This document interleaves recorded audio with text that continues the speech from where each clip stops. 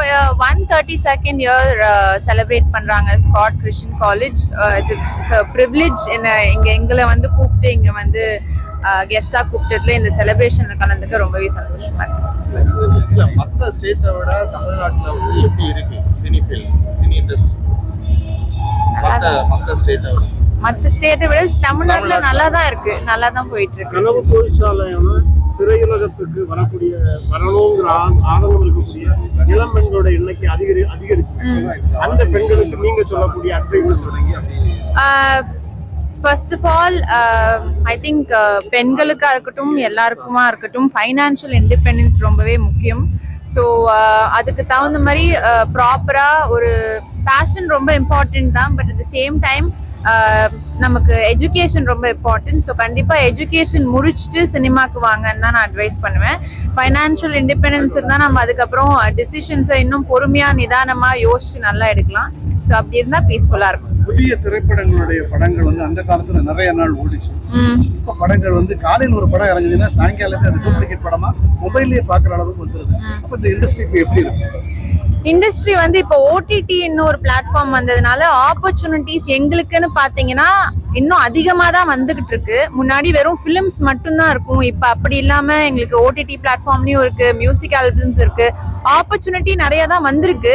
அது வந்து மக்களுக்குமே நிறைய ஆப்ஷன்ஸ் இருக்கு இல்லையா. அவங்களுக்கு என்ன மாதிரியான ஒர்க்கிங் பீப்புள் இருக்காங்க, எல்லாருனாலையும் தியேட்டரும் போக முடியாது, அதே மாதிரி தியேட்டர் போற ஆடியன்ஸ்க்காக கேட்டர் பண்றதுக்கு தியேட்டர் ஃபிலிம்ஸும் வருது.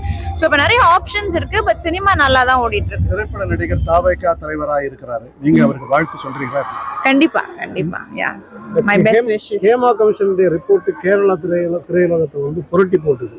தமிழ்நாட்டில் அந்த மாதிரியான பிரச்சனைகள் இருக்குதா? உங்க பார்வையில தமிழ் திரையுலகத்துல நடிக்கிற பெண்களுக்கு பாதுகாப்பு என்பது எப்படி இருக்கு? நான் அதுதான் ஜெனரலா சொல்றேன் இல்லையா.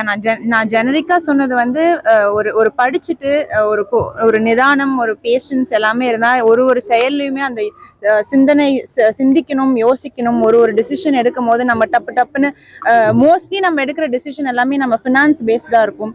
ஸோ அதனாலதான் அந்த இண்டிபெண்டன்ஸ் இருந்தாலே நம்ம பேஷன்ஸை வச்சுட்டு நம்ம எடுக்கிற டிசிஷன்ஸ் நல்லா இருந்தாலே சேஃப்டி ஆட்டோமேட்டிக்கா வந்துடும்.